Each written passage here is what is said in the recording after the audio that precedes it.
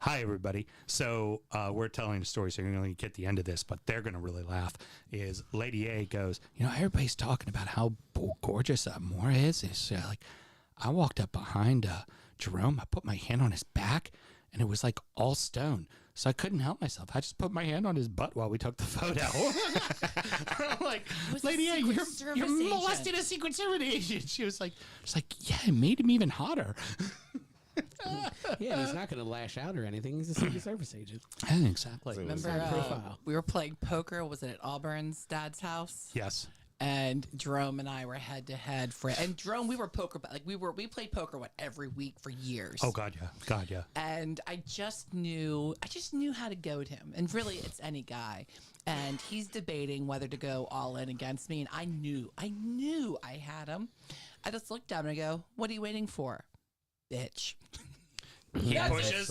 She flips the fucking nuts. Takes all the money. I was like, "Why are you so easy, Jerome?"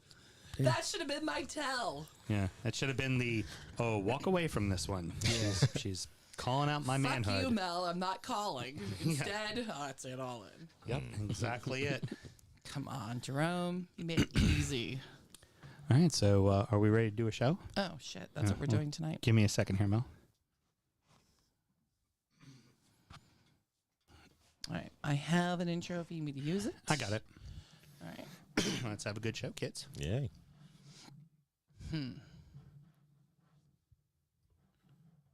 Sorry, I spent so much time getting my system set up that I did not organize my screen, and I have all the screens up. Of course you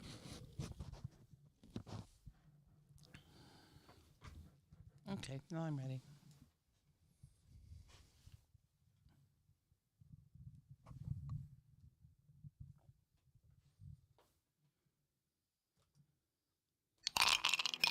Welcome, everyone. My name's Brett Foote from Wisconsin. I'm the North American Clarets Burnley supporter. You just got beat by company's big, bald head. You're now listening to the DU Football Show.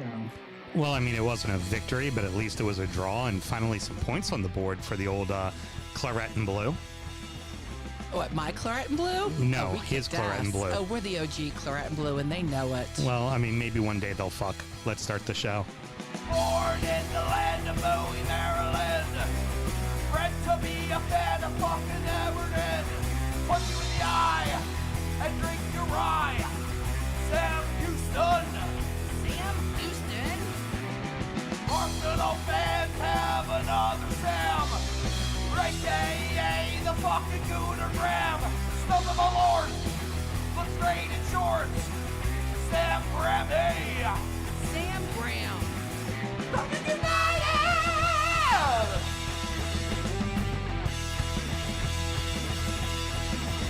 Drunkard United!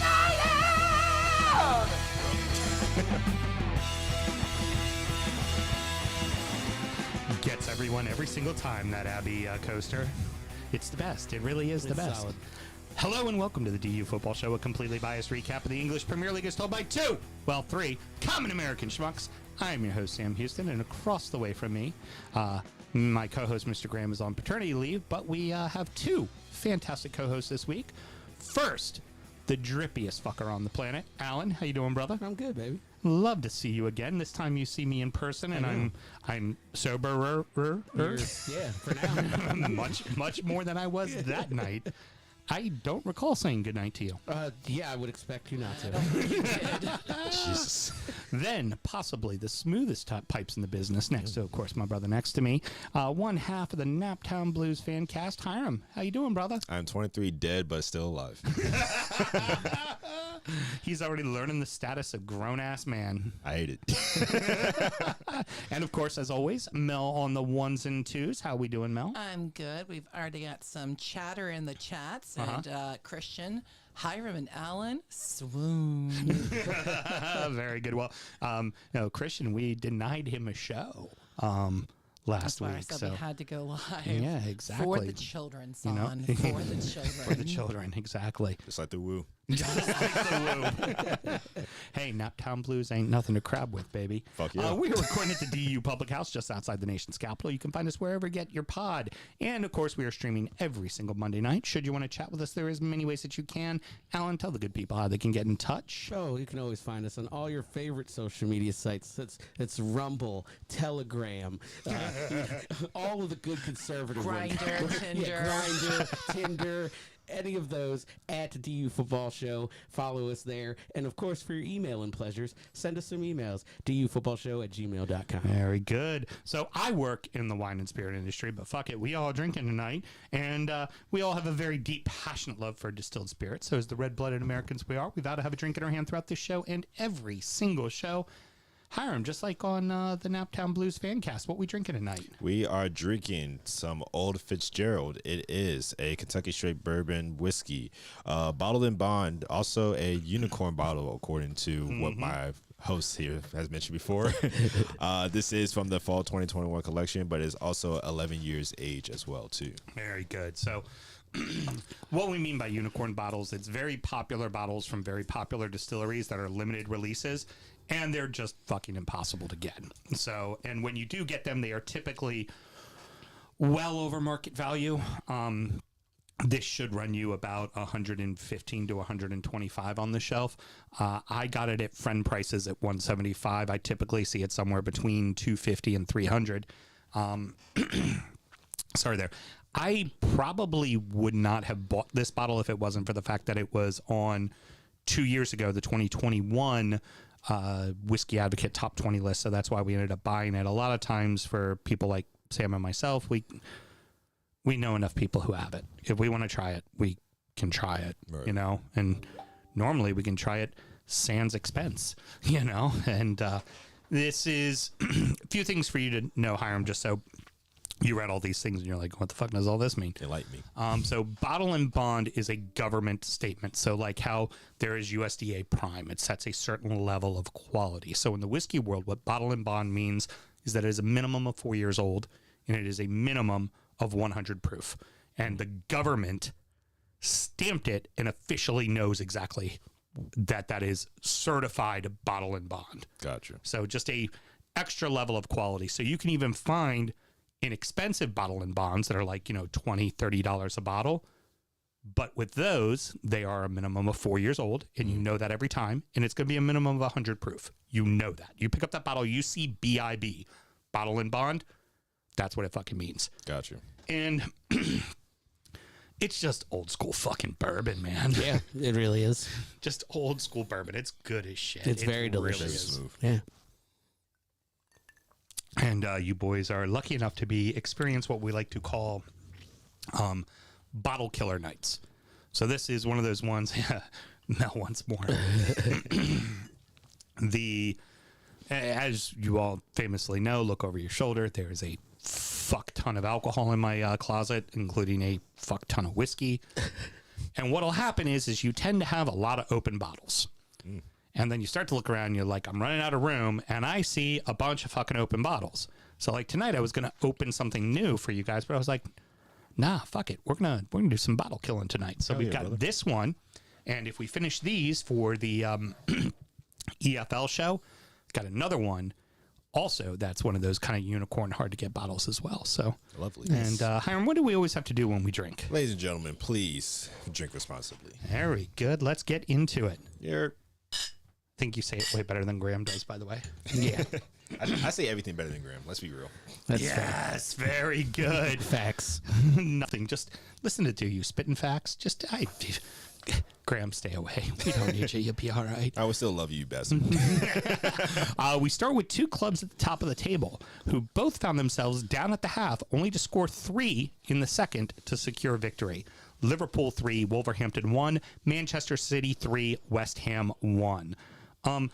Only mistake the Wolves made was not taking advantage of their opportunities in the first half. Yeah. They were far and away the better side. They outplayed Liverpool in the first half, no doubt about it.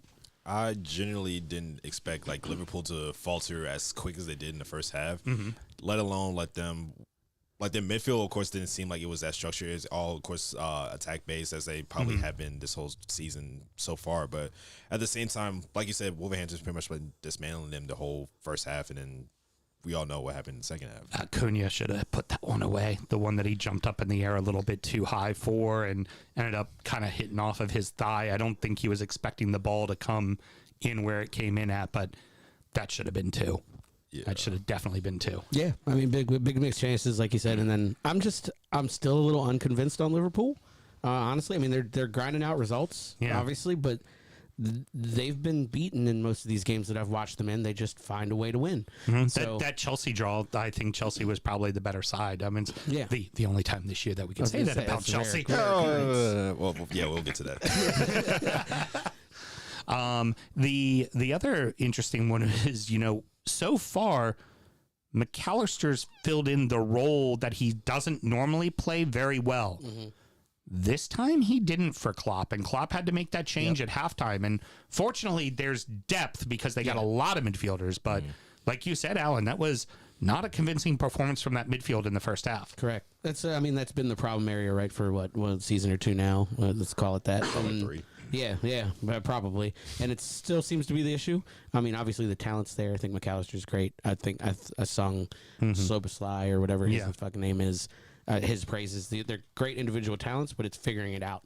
I think they're lucky they have the firepower up front that they have, or else they'd be in a real big problem. Right. And that was the one thing. You look at the scoreline. I got to say, the scoreline does not justify what this game really was, because it was a couple of late ones there for Liverpool for the victory. Yeah, because it was like, the last 2 goals within like the 70th minute and after, something like that. Yeah, I'm pretty sure. I mean, I think even second might have come in like the 80th, almost their 78th or something like that. So it was late. And then they get a scrap heap goal at the end. Yeah. So moving on to City and West Ham, James Ward-Prowse doing it from not a set piece. Look at that white boy doing a diving header. Be like, no, man, you're supposed to like take corners and shit. What the hell are you doing diving headers? And the other thing worth mentioning, Paul motherfucking Areola to steal something from my team. Get the rave on, son. That kid was on fire in the net in the first half. Crazy. And I think when I watched that header, I screamed, and I'm an American. I'm an American outlaw. I don't give a shit about the 3 Lions whatsoever. Right. But how is he not in the English side? Just not. I know this is not that show, but Jesus Christ, this guy needs to get into that side immediately. It's Bellingham, it's Rice, it's still even Phillips with a Mount, but even Phillips is on the bench still for them, and he's not even playing at all at City. What are you carrying Phillips for? Put this fucking on the guy on the bench if you want to. Like, it's ridiculous. Well, I mean, especially just when, same opinion like when they had Leighton Baines on the team in the Euros and they lost to Iceland in the penalties, and they brought Leighton Baines on, but then didn't have him take a penalty kick. And I'm like, you understand what he does, right?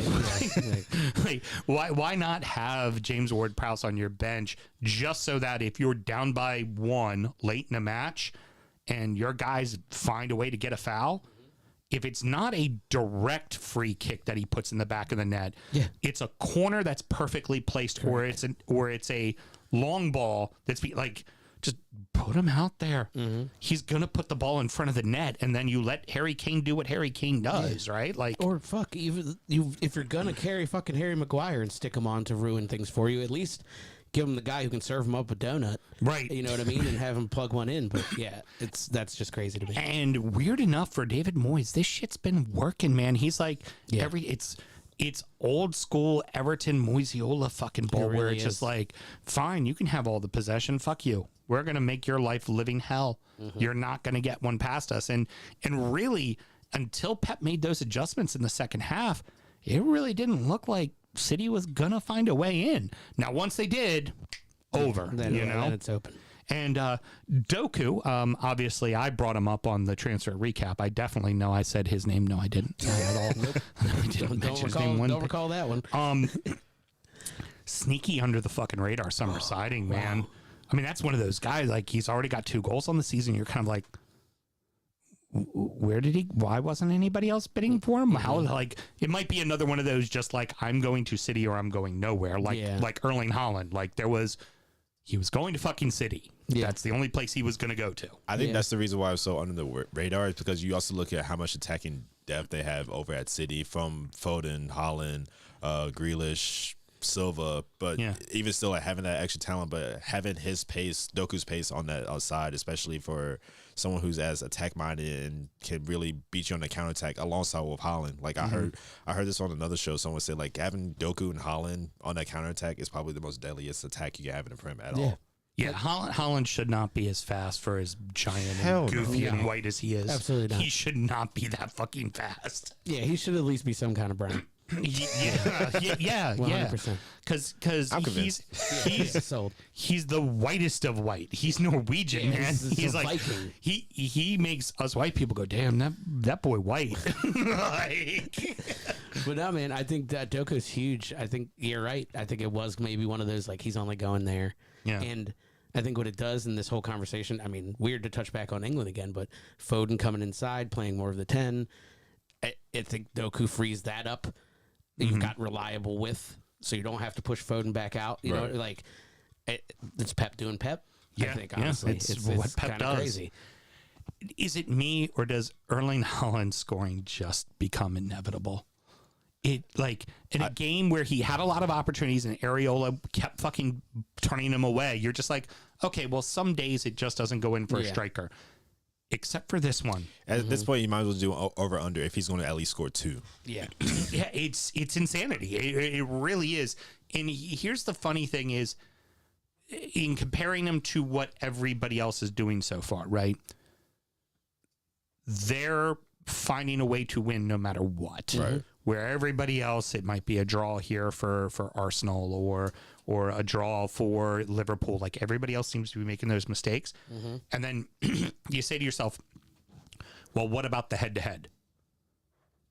I don't see Arsenal beating them. I don't now United is its own set of mess, but United at home at Old Trafford can get at City. They have, and they have done it historically when City has gotten 100 points. You'll look at their one loss, United at fucking Trafford.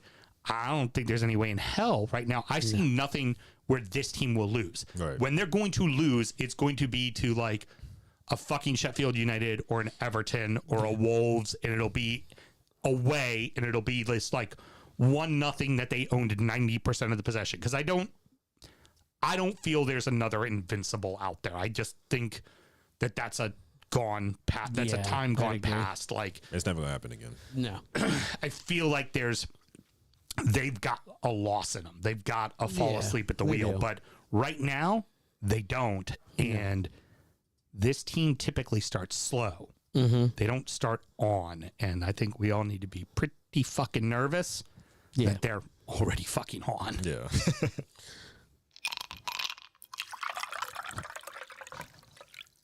We had some injury time dramatics for a couple of home sides. Aston Villa 3, Crystal Palace 1, Tottenham 2, Sheffield 1. Palace aggravated the hell out of Villa. I mean, Mel, that must have, you were at the Dark Horse with famed Crystal Palace supporter and your mother, Jan, and that must have been just frustrating as shit to watch that first half. It was very frustrating because... So frustrating. So frustrating. In your mouth it explodes. I mean, if you're going to do the beer fest thing, you got to do it all. The bubble. Yeah. The bubble. It's the bubble. Plus, since I drove, she was about 2 or... Frustrating, the little punching. So frustrating. Okay, go ahead. All right, Continue. off the rails. And we haven't had any 99 yet. No, never again.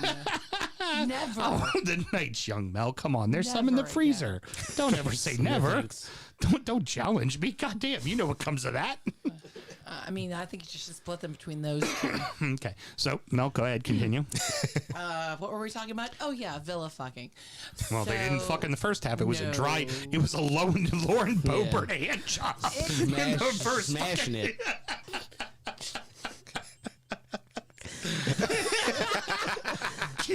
Got him, coach. Got him.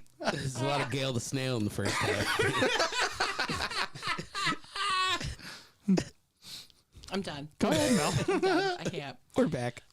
Yeah, Mom was about 3 mimosas in, and so she was getting quite lippy, and I wasn't appreciating it one bit. And honestly, Palace only scored because Emmy lost his footing. Okay, fair enough. Yeah, that's it. They capitalized on a mistake, which is the only way they were scoring, as we demonstrated in the second half of the game, where is that the dog? I was going to say the second half of the game. No, more like the 87th minute. Then Villa started fucking. Well, That's correct. we were free balling at that point. Dare I say? Yeah, I don't know if you boys saw it. There's a picture that Mel put up in the. There's a video. But it's the 3 goal scorers, and I did see this. let's just say they're engorged. They're not even through the- engorged. They're celebrating together, but They're just let's. happy. There was a lot going on downstairs, Yeah. and it was very noticeable through their white A shorts. Brazilian, a Frenchman, and a Jamaican all Jesus. score a goal. Dexter St. Jack. Show title. There you go. In the chats, Villa had Whiskey Dick sobered up at the right time to get a good 3 pumps in, and well, you know, with Mel's favorite, I sang. Yeah, very good. The gentlemen, was that a penalty for you? Is that an answer? Yeah, I mean, interesting that it took him as long as it did to look at that. Yeah. And it was funny that he came back and it was still a penalty because he called it a penalty on the field. Normally they go to that screen. They're usually, yeah. They're going to do the big old square and go, no, Yeah. that's normally what's coming. My thing for me is I feel it's a penalty because of the following. Yes, the defender got the ball, but he completely went through Also, the yeah. man as well. And it might not have been the hardest tackle, but at the end of the day, great. Unless you end up with full control of the ball, Yeah. this was he knocked the ball away and then slid completely through the man. And it's and we'll get to yours later. I mean, it's Yep. soft, sure, but a penalty, yeah. Yeah. You know, like you said it best. Yeah. Yeah. Hey, because when it shows up, people commenting from the Facebook, the DU group, it just says Facebook user, so I didn't know who to give credit to that line to. Do you want to guess who the Villa Pumps line was? Taylor? No. No. Your co-host, Sam Graham. Yes, Sam, I'm listening in and sound Jesus. checking y'all. Nikita was inside fucking deep state, Daesh Manchurian candidate stuff. The sad part is, Graham, is we're barely going to talk about that because the game, when we get it's specifically in So That Happened because our game was fucking boring. Can I Can I pitch an amendment to the show lineup? Sure, go ahead. I mean, we just kind of talked about it. Can we just fuck it? That feels right. Alan, he doesn't live that far away. I don't give a shit. Are people scared of Sam Graham? No. I would not put it past him to get in his car Come and on drive over here. down. And I tell you, Mel, for you, it's like that's when you gotta win at home, and I'm sure you're relieved, but at the same time, you're like, God damn, why took weren't too we long. ever able to get out of first gear? there's- That's got to be concerning. There's a lot of people concerned about Ollie Watkins and his inability to have full completion. Yeah, composure. I think he may need to do some kegels, and that'll help him. Honestly, it's very easy to fix. Your backup has come on now in multiple matches and has put a couple in the net. Yeah. You know what? If Ollie has a few more weeks where he's not getting it done, you put in Duran to start a fucking match. It's Simple as it's that. very simple. That's competition, right? Duran made it look so sexy. that Your shot. team, we'll get to it Perfect later, example, but a yeah. perfect example is Colin Wilson's been coming off the bench, scoring motherfucking goals, and Isaacs hasn't. So what happens? What do you Fucking do? Switch it up. That'll you'll be in the next few weeks. You can see Isaacs put a fucking couple in the net. Why? yep. Because it's just that nice, That's how it is. simple reminder. It just lets you Yep. go, oh, I need to be a little more focused in. And it's not that he's missing those shots on the pitch because it's game time and he's nervous. he's probably not putting in the pinpoint accuracy and training and time on the practice pitch. Yep. And that results in what you do on the main pitch. Yep, That's you got really what it comes down to.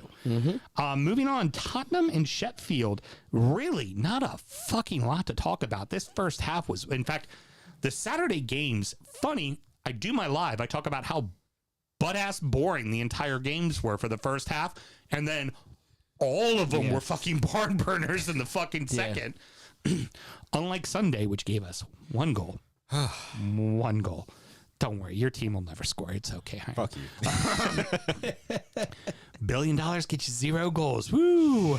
The thing in this match is it all comes down to, again, someone not starting. Yep. Richarlison, who was starting and not putting the ball in the net, comes on, gets a goal on the header, and then it gives up the assist for Kulusevski on a dandy of a fucking shot from him. Now, all of that, though, which is interesting, happened in the 8th and the 11th minute of a 16 additional fucking minutes to a match. Yeah, that was wild. I just fucking crazy. And even the coach, Heckenbottom for Sheffield, later on, he aired laundry. He came with receipts. He was told that his keeper was in jeopardy of getting a second yellow card. And this was what he was told by the fourth official. He should just start hoofing it down the field.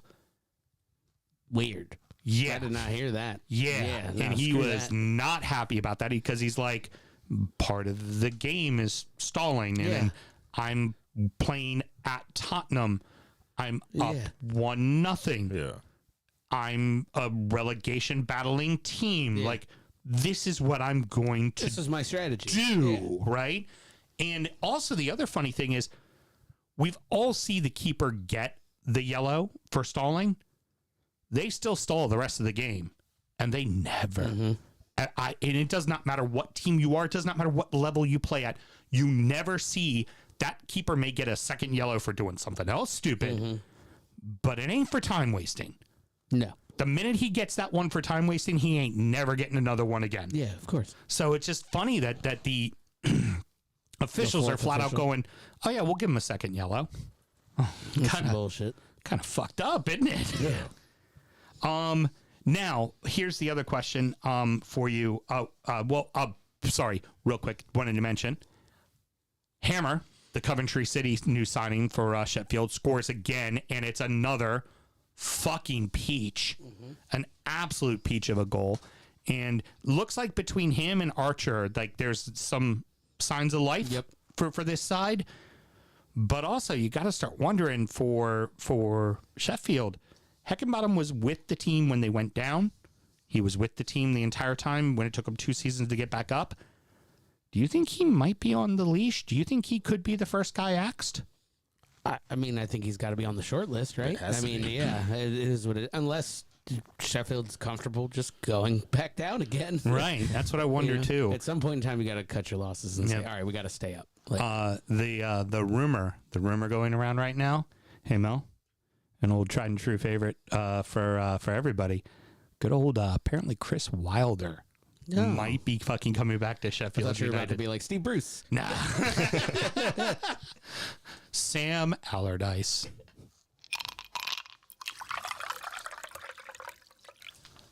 Rounding out the rest of the league, and so that happened.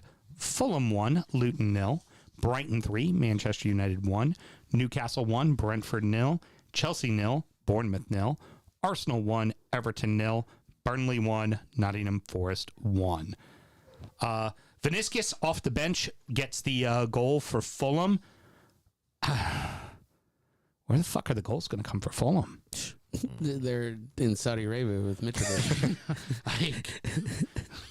I mean, Vinny looks good though. He's very good, but yeah, they're a problem. Yeah, That's a big problem. I think that's really starting to become a big deal for Fulham, and I think there's plenty of talent there. I think they're perfectly able to be like a 12th place team, but I keep thinking this team might be in the dog hunt for that last 17th 18th place fucking spot. Like they don't figure out a way to start scoring goals soon, especially with somebody like Silva, who is an offensive-minded coach.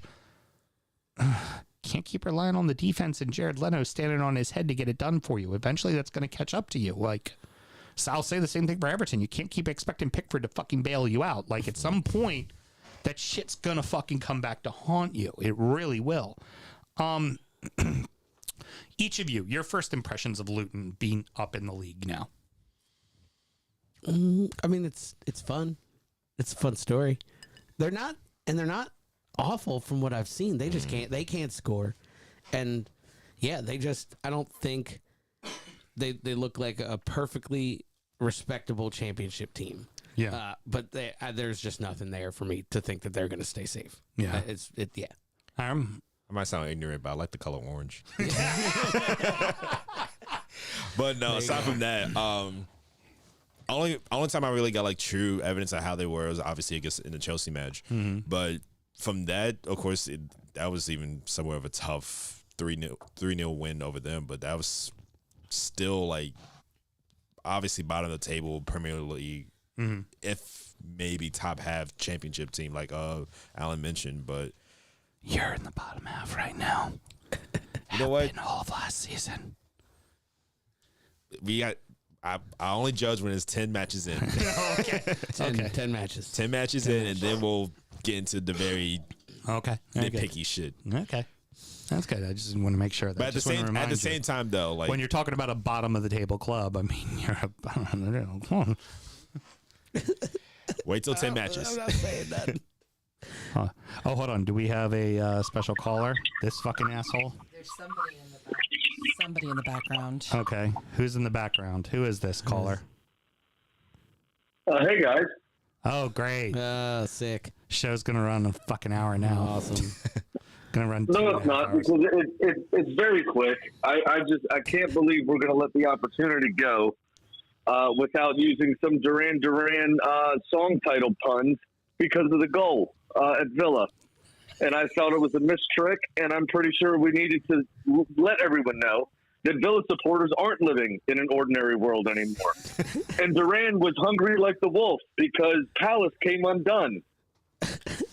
And they saved the prayer for stoppage time, okay? That's all I'm saying. And y'all missed the trick, and the quality of the pod definitely goes down when I'm not there, is all I'm saying. Okay? I don't think that's true. Okay, well, listen, if you're not going to take advantage of the low-hanging fruit, then what are you doing? Well, Graham, I would certainly say that maybe I was holding on to it for injury time when we talk about our fantasy team names, because somebody definitely took advantage of that. But you know, that's okay. That's okay. So where would one find injury time, Sam, if they wanted to find it? It's actually quite easy. You need to stock the college fund for the new baby, actually. So if you could head over to www.patreon.com/DFootballShow and sign up for that $5 tier, I might be able to get one of my 3 kids a degree.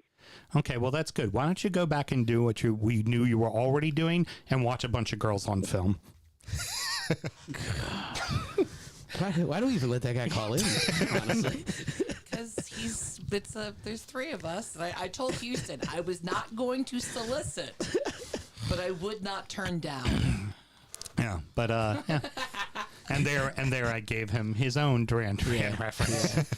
Yeah. He said, "Brilliant." Love it. All right, so moving on. Brighton, Manchester United. Absolute domination from fucking Brighton. Like, this game was never in doubt. They were far and away the better fucking side. Yeah. Is anyone sold on Onana yet? What's that? Is anyone sold like Onana yet? No, I don't. No. Do you think he was just literally just a pickup just because he was a former Ajax player? Yeah, absolutely. And Ten Hag was like, "That's my guy." Right. Well, and here's the funny thing. I mean, if only the guy you got rid of didn't lead the league in fucking shutouts last season. Yeah. Like, seriously. Yeah. The fact he's still not on the team is still kind of baffling to me. It's crazy. I mean, I know. Well, it's probably because he just wants too much fucking money. Yeah. Right? Definitely. He's been at Manchester United. He's probably looking at a club and going, "Yeah, I'll come and be your backup for 250 fucking million a week." Yeah. Or 250,000 a week. And people are like, "Yeah, fuck no, you." Not for a backup keeper. But Be like, we pay our backup keepers fucking $40,000 a week. Thank you. Yeah. That's you'll make a few million and be done with it. Shut up. Well, you hired a sweeper and gave him gloves. So, yeah, that's that experiment. It is exactly what you said. I think he's an IX player. He was like, great, this is my guy. He plays the way I want him to play, and that's not useful to them. I mean, kind of a hot take, but same with Anthony too. Yeah, Even though I know he's a kind of a hot topic now with that situation. Little problematic. Very. Little, we would say he's a little Greenwoody, is what I would say. But what really ultimately happened to United was. Get my way downtown, walking fast. I'm a seagull, go fuck yourself. that's true. That's exactly what happened. They walked right in Old Trafford like a seagull in that video. Took the bag of Jameson, ran the motherfucker. Yeah, man. Oh, sorry. I was in the other side room watching the Villa match, and I would get up and go look at the other scores. And every time I walked into the other room, I looked at the Man United guy and I just laughed and walked away. Here's one thing that a lot of people are kind of talking about is like, look at how great De Zerbi is, right? And I'm taking nothing away from him as a coach, but I think what we need to really be looking at is what a great fucking organization Brighton is. Yes. Yeah. I'll be honest, they're great. Because Potter did great. De Zerbi's doing great. Yep. Trossard's gone. Fucking McAllister's gone. And they just keep moving. The next fucking guy comes in. They're, we'll find the next one. We're okay. Oh yeah, Sanchez, you don't want to be our goalie anymore? Great, we'll find another. It's okay. We're good. I'm so jealous. Like Billy Gilmore is just striving over there. Right. Yeah. Like he is so phenomenal over there right now. It's sorry guys. They're good, man. Good. It's system. It's Yep. system. It's It's an incredible right. system. It's an incredible recruiting system. They find people gems for nothing. Matomo cost $5 million. Yeah. Best dribbler in the world right now. Yeah, $5 million. It's insanity. And then you turn and you look at what United has spent, and you keep saying it's like, okay, well, it's this piece, it's this piece. Like, oh, you had to get rid of Pogba. Oh, you got to get rid of Ronaldo, and oh, it's this coach Mourinho's too much, or the gym teacher fucking Gunner is too fucking. Ole Gunnar Solskjaer is too fucking nice and doesn't have a killer, like, and all these things. And the one thing that's constant is this team has done fuck all since Sir Alex left. Yep. And I think that also comes down to organization. Yeah. Like, there's a reason why United supporters want the Glazers out. They're only concerned about making money off of fucking shirt sales. Yep. And getting all the people around the world to wear a United jersey. They do not care one bit, it seems, about the success of the club. I mean, let Americans buy English football clubs at your peril, because that's what it is. Right? Unfortunately, well, you guys are spending more than you're making right now, so it is what it is. And we're about to have Americans buy ours. Yeah. And hers is American owned. But the good thing for us is our hunters don't fucking kill people. That's fair. Well, they do, just in different ways. It's not quite as overt. Fucking brilliant. But no, you're right, man. Brighton is the system. I mean, look, we stole their head of recruitment when we got bought, and I've been fine with our recruitment since. It is very much an organization and a system there. So for both of you guys, as we're talking about Manchester United, I need you to both kind of take off your hater caps, right? Because we all fucking hate United. We all enjoy this. It is funny. We love it. You need to take off that and just look at this club as a whole, because it's not like they don't have the resources to do it, and it's not like they don't have the talent, right? And yeah, they're suffering from injuries, but when you're a Big Six club, next man up, you should have a team full of subs that are good enough to start for any other club. So, Alan, first to you, what is fucking wrong there? I think it's still a mentality thing, and it starts from the top. It starts at ownership and works its way down. I think it's been the same since Sir Alex left. For me, it's always been entitlement. Man United just expect to be at the Champions League table. They expect to be a top 3-4 team. They expect to win trophies. And this league has spread out. The money has spread out. Brighton. Brighton just walked in. It wasn't Liverpool, it wasn't Chelsea, it wasn't Arsenal, it was Brighton. Yeah. And that's not a knock to Brighton, but for Man United, they looked at that game and said, not a problem. Three of the teams in Europe this year. Yep. Villa, an old storied club. Newcastle, an old storied club, but both of those clubs have had an influx of cash, maybe not as much as yours has had, but and Brighton, a system. Yep. And you have teams like Tottenham and Chelsea that aren't fucking playing in Europe this year. Yeah. Like they're not playing at all in Europe this year because everybody else done caught up. And a lot of these teams, they don't always have to sell until it's like stupid fuck you 140 $150 million fucking deals. Yep. And a lot of these players aren't necessarily interested in leaving. Their heads aren't getting as turned as easy anymore, it seems as well. Hiram, your thoughts, being a Chelsea supporter and just having a natural hatred. I mean, this is just one of your longtime rivals as far as the history of the Prem goes. It was always Arsenal, Chelsea, and Manchester United always battling for those early titles, because Liverpool's only won one, the same amount as Blackburn and Leicester. Just wanted to say that. Please, Hiram, your thoughts on United. Well, first, fuck Mason Mount. Second, no, it's back to what you said earlier. Like, it's the lack of organization. Like, the fact that one of their players having a fallout with the coaches, and then they're still, like, not having, I guess they're not in the right mental capacity at the moment, but they're still not even seen as, like, someone who's seen at that top level. But like you said, even as well, like the entitlement that they have, because they're expected to, like, of course, just walk in and just be pretty much the shit. When in reality, they're just playing like dog shit. Yep. And when you have, let's be honest though, they obviously have like the clear top talent. Aside from Bruno Fernandes, that bitch can go fuck off anywhere. If ever there was a man with a punchable face. Yeah. Oh my gosh.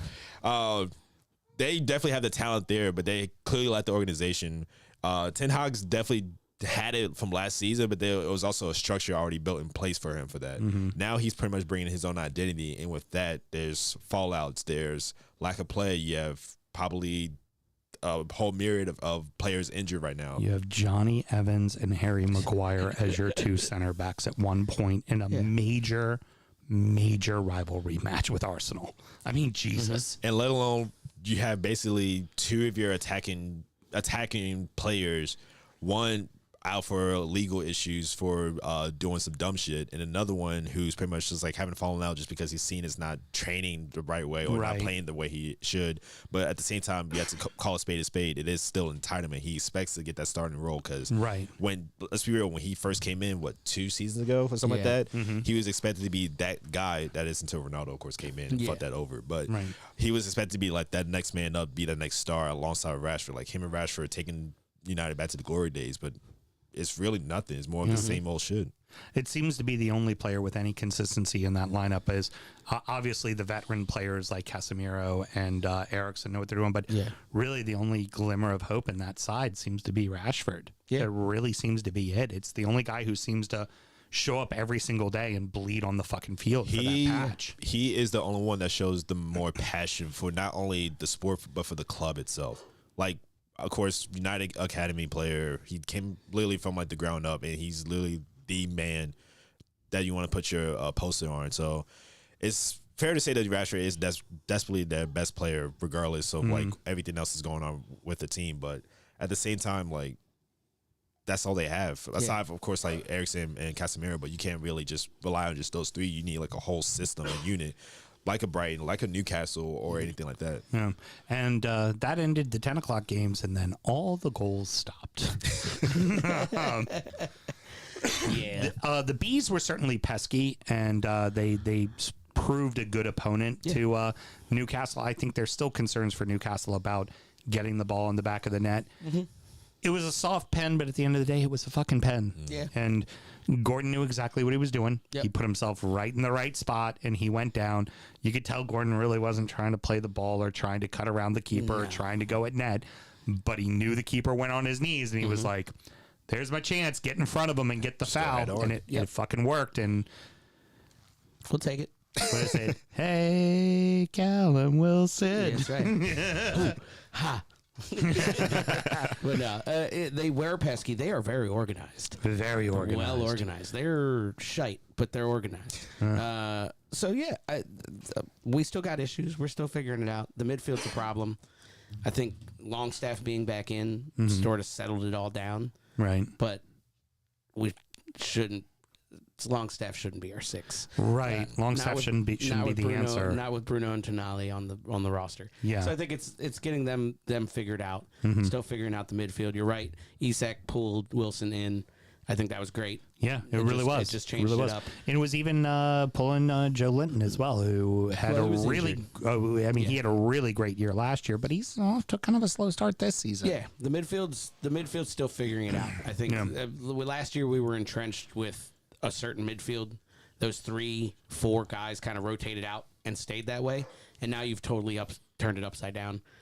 So they're growing pains. It is what it is, but we'll be okay. Well, you owe me one. Maybe we'll figure it out at the San Siro on Tuesday. You didn't lose. Well, I know this much. All the fucking Geordies were singing in the fucking rain in Italy today. Oh yeah, they were already there. Oh, Jesus fucking Christ. No, Newcastle shot glass too. I appreciate it. You've had Malort before with us, haven't you? I've been here more than once, unfortunately. Remember he's the one that dubbed it Old Mike Ashling? Yeah. That's right. And if you remember, when this first began, we fucking sucked. So every time I was here, I had one. Oh, God. Yeah, and it was awful. It's still awful. We It's a little typically less awful. we typically would refer to Newcastle as the dumpster fire. That was just there. Yeah, we where's just the wouldn't even call it fucking- Newcastle. We'd be like where's dumpster the- fire. Where's the Dortspirect? Yeah, there it is. Yeah. The Sports Direct mug. It's a couple looters, but you know what? I don't have to put in this week my bet because my bet fucking won. Nice. So the Cherries and Chelsea played a professional football match. They did. In the English Premier League this weekend. Some might call it that. And now on to Arsenal and Everton. No, Wow. Just kidding. We got to talk about it a little bit. We got a Chelsea supporter in the room, of course. You know what? The Cherries, especially coming down towards the end, looked the more convincing side. Like the first half was definitely all Chelsea, but coming down the stretch, if anybody was going to nip one, it felt like the Cherries were going to be the team to fucking do it. 100%. I am so glad Sanchez stepped in and just played a decent enough game to, of course, keep us clean. Mm-hmm. But, of course, the defense could have been better. Obviously, attacking could have been better. But I don't know. It's hard to say, but at the same time, you got to be real with yourself and realize that, like, we have all the opportunities there for us. Like, it was clear as day. Like, we had, I think, 6 goals on target out of 18 shots or something like that. Mm-hmm. Most of them could have easily gone in, but the Cherries were literally like had a fucking brick wall in front of the goal. Mm-hmm. And there was one goal in particular, I think. It was when Mudryk was coming down the side and he dished it off to Gallagher. And I thought that was the one that was going to go in, at least give us that advantage. But clearly not, because I guess he tried to take an extra touch to, of course, evade the defense, but it still wasn't enough. Chilwell needs to fucking start and play every fucking minute. Like, why the fuck did you have him coming in as a sub? Like, he's one of the few things that can break down when a team packs it in, because he has the ability to put off good crosses, but he also runs the flank, which will spread open a defense instead of a team full of guys who all want to play through the middle, which is what it seems like you guys are right now. And that's the issue that I have with like the formation, because like I saw the game firsthand during the preseason where it was clear as day 4-2-3-1. Now we're going with a 3-4-2-1 inverted, where it's like we still have like that wing back, but he comes to a winger, and then our left center back turns to a left back. It's basically like an inverted 4-2-3-1 still, but at the same time, like you said, everyone plays central. Like, we're not like widening out the play at all. Like, it's everything's just either playing through the wing backs, going straight to Connor, or because you have fast fucking players too. Like, but some of them are injured. Fucking game out. Some of them are injured, but at the same time, I don't know why we're playing the way we are, let alone having Enzo playing at the attack. Even though I would want to push up, but as a box to box rather than actually attacking mid, though. Right. Like, that's my only issue that we have with that. Yeah. Because you clearly could put in Mudryk right there. He'll fit in, pretty much do tiki taka with Jackson or Sterling if he plays out to the wing, but he always going to go out to the far side. He rarely goes inside by itself. You've always had someone to quarterback the middle, be it Conte, Kovacic, or even Jorginho. Feels like you don't really have that quarterback anymore. That's why I thought it would have been Enzo. Yeah. But again, like, I don't know if it's because we had pressure of like signing so many players, like which we clearly did again. If it's going to be Enzo, he's got to be deeper. He can't. Yeah. He cannot be all the way up like he is. Like the beauty of that quarterback is they're the defensive holding midfield. They just sit back and they do what Declan Rice does. Yep. You know, like that's what you do, and it just it's frustrating to watch. I'm sorry for cutting you off there. No, you're fine because like it's the way I would see it is obviously you need to have Connor and Enzo there, or Enzo and Cancedo there. At least one of those two duos play Enzo up, but not like too far up where he's of course being that attack, but still playing like that deep line playmaker. But you still have Cancedo being like that third man in the middle where you still have your two center backs or whatever. Essentially still doing the 4-2-3-1, which I thought would be our technique because that's how Poch typically runs his teams and everything. But again, like I don't know if we're still trying to find our footing because we're still in the early days of this brand new squad. Like if you look at it, we still only have like what 2, maybe 3 players from the Champions League final. Right. So it's really a whole new squad that's still trying to gel together. Yeah, I mean, I think it's new squad, new coach again. Yeah. And not it's almost like it's almost the cop out, right? But it's you're spoiled for riches. Like No, it is. You don't know where to go. It's like you ever played a season of FIFA and you got the team takeover and bought everybody you wanted, and then was like, fuck, homeboy's mad because I haven't played him in 6 games. Right. Like, that's where you're kind of at. Yeah. And you've got to figure it out. I think you guys are also in the same boat. You got to find the 6 that kind of dictates the midfield. Yeah.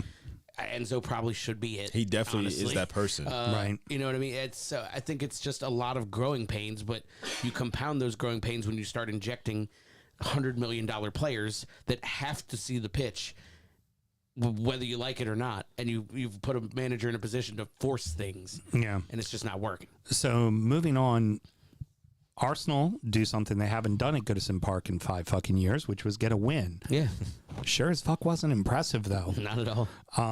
It was, they had at one point 80% possession to 20% and barely putting anything on target. Everton and Dyche seemed perfectly fine to just be like, fine, you want to fucking pass it around the middle of the field? Go right the fuck ahead.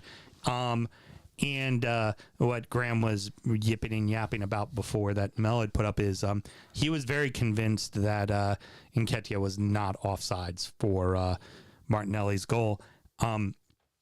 He was in an offside position. He ran into an onside position. Their player played the ball. It did touch one of our players, but our player did not directly play it to him, which makes it an inadvertent touch. Yeah. Hence offsides. Graham is very angered by this. Well, I mean, they could have just scored more than one goal, and it would be a fucking moot point. I mean, it took a very special goal from Trossard, honestly. Although you could see just from watching the match, they were playing a lot of short corners, and Everton did not have an answer to those short corners, and you knew it was only a matter of time before they would get the passes around to get the right shot off. Now, I'm going to have, obviously, my own opinions, but you guys being outsiders looking in, now that Everton has gotten through the transfer window, they brought in more people. Your thoughts? I mean, is this team going down, or do you think this is a team that could figure out a way? You want to go first? No, go ahead. You can say it. If you think they're going down, say it. You have a chance to be mid-table at best, for sure. I think with... How can I put this? Directly is how you can put it. Don't hold anything back. That's You how know I how this say it, show right? works, man. I So, don't give a shit. Here. I would definitely say... Let me help you. Championship Corner! Thanks, Mal. Appreciate it. Fallen, and I can't get That's how you boys. Oh no! The support and love of a good woman is all you really need. It's so funny. I definitely say you guys will be safe again. Yeah. I could see 15th for you guys for sure. Yeah. Alan, your thoughts?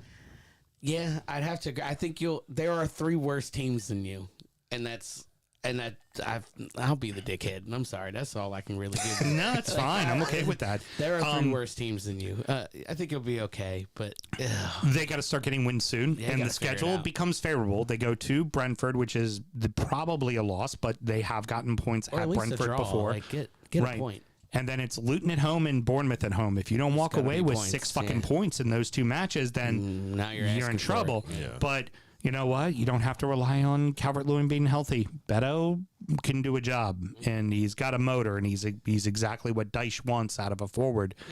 Danjuma's decent, and you've got Harrison coming in on the loan, getting healthy, and then you've got McNeil. Like, there's pieces. Now, this defense is not as good as it once was. No, definitely not. I mean, thank God Branthwaite's playing and not fucking Mickey Keggers, because he's a fucking statue out there. Absolutely. I would say, I think, talent-wise, you guys don't concern me. Dyche concerns me. Yeah, that's fair enough. That's a fair point to be made. Can he, over the long haul, make sure you guys stay up? You know what I mean? Yeah, and it's something he did until he didn't. Yeah, exactly. Right, and the last coaching job he did, the last season he coached, he didn't until he came here. You know, so you have to wonder if that's in the back of your head. Yep. Finally, Burnley finally gets on the board with a point. Denied a late goal on I mean, I don't necessarily really think, I mean, the way that they make up the rules anymore for a fucking handball, who fucking knows, but it didn't feel intentional, and unfortunately ends up being a handball. And yes, Mel, you're looking around all confused. Did I miss you doing your shot? Oh, you did. How about that? Thank you. Hey, Because I did. hey, allow me to say the following then. Good fucking producing for once. I'm looking at my notes that go Burnley. It finally stopped tasting like poop. The worst part is I had to drink this very good bourbon over top of it. Well, as Alex Jones once said, somebody send me a bucket of poop. All right, now you may talk about Burnley. Kind of tastes like Burnley. Burnley. I mean, who knows what the rule of a handball is anymore? So sure, I guess it's a handball. But then Lyle Foster boneheadedly just throws an elbow into Yates and ends up getting the red card. And it was like, you always knew Forest is great at the City Ground, but Burnley probably the better side. Burnley probably deserved 3 today. Yeah. I'd agree with that. Yeah, it was actually a very entertaining game to watch. Like for being what would be, you know, not marquee matchup on a Monday Night Football night. I've had this discussion with you. I'll have the same discussion with you, Hiram. It's like, for Burnley, are you okay if you go right back down as long as you keep doing what you're doing, which is you live and die by the system you have with Vincent Kompany, which is not 11 behind the ball, not the old Dyche way of doing things. Like, we're going to play out of the back. We're going to play attractive ball. And if we get bit in the ass, we get bit in the ass. I think, of course, with his influence with Pep, obviously. Right. I think you might as well just stick to what you know best and just keep going till the wheels fall off. Obviously, I think he'll be safe. And there should be no reason for him to be sad. Of course, he would be. It does seem like he would, just because he brought up a team from the championship to Prem and then did not perform in the way you expected. Not everyone's going to jump into that high level and expect they're going to be right, like, I guess, like a Fulham like last season. And they haven't looked terrible. No. That's the thing. They haven't looked terrible. No, not at all. It's attractive style. Like, they played City pretty fucking well. To lose to them 3-0, they played them real fucking well. A lot better than a lot of other teams have. That's for damn sure. Yeah. I mean, if it gives me, I mean, this is a hokey reference, right? But it gives me shades of Ted Lasso, right? It's like, you guys are professional footballers. You understand the fucking concept. Let's get out there. We'll drill it and we'll try it. Yeah. And it's either going to work or it's not. We're going to get our heads kicked in, or we're going to actually scare some people and surprise some people. And I think you're right. I think they will be safe. I think there might be 3 teams, and if they start putting some goals in, a little momentum helps them. But yeah, ride it out, man. Fuck it. What are you gonna park the bus for? They got to get that win. That's what it really happens. You don't know how to park the bus. You've been trained to do this. Go do what you do. So, I mean, the good thing is also they have a new ownership group, and the great thing is that they have had this long lasting Burnley fan. He never liked Chelsea ever and JJ Watt. Sure money. So this time Mel gets to read everything because normally all the stuff I read last week was on my phone. So I can't use my phone because I'm looking in my phone right now to look at all of your beautiful faces that I can't see in the internet. Hi, people. But allow me to go ahead and go first. I'm like, I didn't know. Did that mean I had to actually start the segment? Villa, Fulham, and Newcastle all fucked, baby. And that means I am back in the black, baby, at plus $89. Big Sam's Lock of the Week. Hiram, I'm not sure if you knew this, but 25% of the time, it works 100% of the time, baby. I'm back. Woohoo! This week, I am playing a parlay of 2 over-unders. So I'm not picking a victor. I'm just picking goal output. Okay. So I am taking the under in the Chelsea hosting Villa match at 2.5. So I'm taking under 2.5 goals, so less than 3. Chelsea Villa, that sounds right. I'll be honest. That sounds on par. I think it's 1-0 or 1-1. Can you take under 1?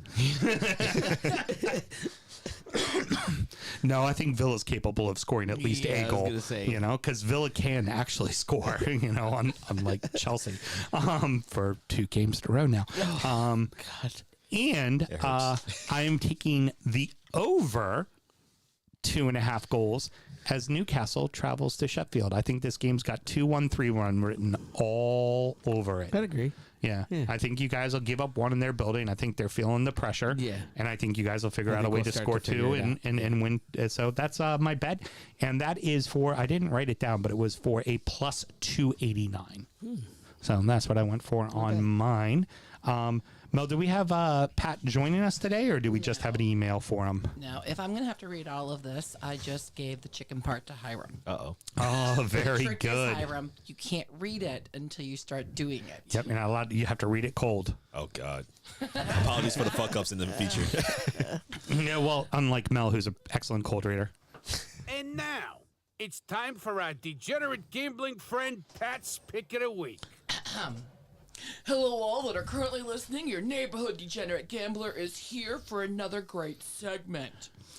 I hit Snoop on a blunt last weekend, and I'm currently up $20 on the year. So this weekend, there's only one match that matters, and that's the one I'm going to place a bet on: Arsenal versus Tottenham. It's Yep. all caps. I'm Yes. assuming that was the delivery. Will be And my he doesn't only say wager. Tottenham, he says Tottenham. I love it. Which I love. I love it. And if Mr. Graham wants to take me up on a side $20, I'm willing to do that as well. So I found a great bet on FanDuel. Correct score combination: Tottenham to win by 2-1, or 3-1, or 4-1, plus 900, son. There we go. I'm doing my own pat. I don't Yeah, I know know what you it's are. become. I'm good with that. So at 120, that pays off at $1,020. Now, if you have an awesome week, and I'll talk to one winner and one loser next Monday. P.S. I think Everton's going to get their first win this weekend. So peace. There we go. P.P.S. So I played golf today and drank Smashes all day. So what's going on with you guys? So, Pat, for context for you guys, I grew up with Pat in my neighborhood, and Pat, great dude, and he works in the industry as well. He does delivery and stuff for a competing distribution house. Gotcha. And he is like this very unassuming kind of guy when you're like just, Pat's Pat, right? He's kind of normal guy. He, growing up, was like a sneaky fucking good pitcher. Damn. Like little scrawny kid that could fucking just throw heat. Like nasty. You're like, you are way too small to be like just fucking slinging. And then because his dad was a big golfer, he started golfing at a young age, and he's a fucking just stellar fucking golfer.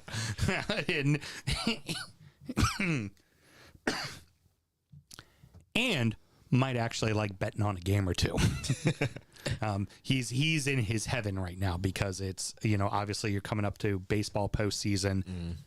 college football at the start of the year and the NFL, that the boy is literally every Saturday and Sunday just in front of his TV with like a 30-pack and app in hand, just betting away. It's fucking great. Why don't you tell us how Mr. Graham had to say? All right, now I gotta do the Graham voice. Cut down the tree in its prime. My Graham voice sounds like my dad voice. Doesn't it? You're doing great. Keep it going. Cut down the tree in its prime before us today. Last chance to remain in the black. Up 14, Villa over Chelsea. What? Time, real quick. Just want to let it be noted. Graham plus 14. Pat plus 20. Who? Me. Top of the fucking table right now, bitches. Woo! I like it. Up just $14. So I'm going to take Villa over Chelsea, Newcastle over Sheffield United, and 2 double chances. Wolves over Luton or a draw, and Palace over Fulham or a draw, and that'll pay $8.72 on a $100 bet. There he is, already going for broke. Just going to keep going down the hole. Parlays on parlays on parlays. Hey, but guess what? Oh, we have a chicken. All right. I go? All right. There you go. All right. First time doing it. You're already fucking it up. I Don't know. worry, you're good. So We're all staring at you, Sorry for- Hiram. Just know that. Yep. all right. Burnley ruined Kitty's bet along with Graham's, and now she is at 2-2. This week, I gave Kitty Luton Town welcoming Wolverhampton. Kitty showed me a picture of her and Colin Solomon enjoying a Vesper Martinis. Besides being Vesper Martinis. That sounds lovely. It does. Besides being on multiple James Bond films, Colin is also a big Hatter supporter, so she is taking on Luton to win on their first Premier League match. Please remember to gamble legally and responsibly. It's okay to take a breath while you read, by the way. You know that, right? No, I'm going full auctioneer style. Which, by the way, side note, I saw that happen in person. That shit is fucking phenomenal. It's incredible. Yeah. It is. Oh my gosh, I'm over here choking myself. Like, how did he not just? How? He's literally like just spitting everything out and then no single. I can't speak. See, Wow. Even the Now thought I'm of an fucking up. auctioneer just fucked He's him up. verklempt. That's why I'm just sitting here looking at him, just letting him hang himself, just slowly but surely. It's fucking brilliant. Excellent. I told you Excellent, I'm dying. I'm dying, but I'm still alive. I hear you, old ass man. We're all right. All right. Well, that's going to wrap it up, boys and girls. Gentlemen, first to Alan. Any parting words? Anything special going on? I might pull my hair out tomorrow. If you see me freaking the fuck out around like 1 o'clock, 2 o'clock, you just know something bad is happening in Milan. Job knows you ain't selling nothing tomorrow, right? Fuck no. Yeah, I'm not. That there's something on the calendar. I'm not gonna be around for that. I'll be available by email tomorrow. Yeah, exactly. You know, shoot me a text. Be at the Abbey. Yeah. Nah, we haven't decided yet. We might kind of just want to watch it at home. Yeah, I'm sure there's a lot of nerves going on for you guys. I just don't want to, because like I don't sit down. You've seen me. Yeah. At the bar. I walk and I pace and I might just want to be home. Might want to be home for that one. Yeah. We'll go out. We'll go out for Dortmund or something. Let your wife do like what my wife did for me last year as we were playing in that final match against Bournemouth, where she's just sitting behind me the whole time, just rubbing my back, going, "Don't fucking die, fat man. Don't fucking die." The problem is it'll be both of us rubbing each other's backs. Yeah, it's true. It's like, fuck. True. She's a magpie as well. She is. Just do the Bobert. You hear that, babe? Mash it. Mash it for me tomorrow. Mid-game, please. I think Mash is going to have to be the show title. It might be. Yeah, it was. I mean, although I thought, what was it? The Saint Jacques was pretty Dexter fucking. St. Jack? I thought that was pretty fucking great. Some obscure Eddie Murphy jokes. Ding, mics are on. That's correct. But Hiram, real quick, besides anything else you'd like to plug as well, how's everything going with the Annapolis Blues since we got you back in studio again? It is going very interesting. Now that the season is completely over, we are doing nothing but just local events. So just promote to the community as well. Making sure you guys are getting up to date. Make sure you do get season tickets though. We're still selling that. You'll get free jersey, free scarf as well. and also a bunch of added bonuses with that. So definitely go check us out for that. Free jersey. What a good deal. Tell you what, middle of July, it's pretty much the entire month of July. All of June and the first week of July will be games because they can't play any games at home in May because obviously the academy's kind of busy. But it's only $100. Yeah, that's not bad. And then your boy is out in the parking lot with the Bay Boys. Yeah, I might have to come. You might have to come hang out. Yeah. The tickets are $120 now. I'm sorry. Oh, okay, Blue looks good on $120. me. Whatever. They went up. Oh, it's fucking Still a great deal. It's a good deal. I believe it. Dude, fucking throw up a canopy while I'm in the seat. Oh yeah. okay. Yeah, we do all that shit, man. Yeah. Well, no, actually, in the stadium, it's in the stadium we're on the shaded side. Oh, yeah. They designed that I was shit gonna say right. July footy. Yeah, yeah, but we just sit out in the parking lot and get like really Once I'm fucking annihilated, it proper won't matter. drunk. Yeah. It And then won't. Amanda it won't walks matter. around with pudding shots and jello shots. Yeah, just hanging around with the mayor. Hanging out with the mayor. Yep. All right, well I'm in. Count me Pretty fucking great. in. Pretty Hell yeah. great. Yeah, it's I It's love so love. far away, but I'm coming. Yeah, it's fucking awesome. Well, you're just gonna have to get the wife to be driving your ass home. That's all. Yeah, she doesn't drink. And so. and You I hear that, do babe? bring a bag of whiskey for every single tailgate. You hear that, babe? Two things: mash it, and second thing, we're gonna go sit in the sun while I get drunk and you don't. There we go. Anything else you want to promote, talk about, any of that good stuff? Any assholes out there in the world of football today or anything? Any assholes? I already talked about Bruno. I already talked about Mason. Let's see. Anthony's got a little bit of an image issue right now as well. Yeah. Yeah. Yeah. Nah, fuck it. I might as well do it here. I also have another show, podcast. There we go. It's just a personal project I do with myself and a couple friends. Just a couple young 20-year-olds talking shit, saying random stuff, young kid shit. Me too. But if you guys want to hear anything, Oh, wait. Alan, you're not young. I'm not in my 20s. We're in our 30s. We've got all 4 decades right here. Yeah. 20s, 30s, 40s, and Yeah, 50s. I know. Yeah, It's actually probably less sad that you do it than that I do it. yeah, exactly. but yeah, we just talk about random shit, pop culture stuff, things that are trending. So just find us. Show's called It Really Be Like That. Definitely check us out. We just did, I just did our season finale this past couple weeks ago. So definitely check this out, and we'll be back with season 4 or maybe continue season 3 soon. But we'll let you know. My old ass listens to it, and it's a fantastic show. Thank you. Even though I don't understand 90% of the shit they're talking about, because It will be a lot of shithouseries. I don't know. I'm fucking boomer apparently. All right, everybody. Next up is going to be Injury Time, where we chat about our fantasy. The beers we were drinking, which is very simple. It's fucking Ice House because Graham's not here and Mel's a touch under the weather, so she's not having a beer this evening. I'm drinking the fabulous Canada Dry. And she's had a bunch of my whiskey too, so as well. And then of course we're also going to do the EFL show where we catch up on the rest of the league as well.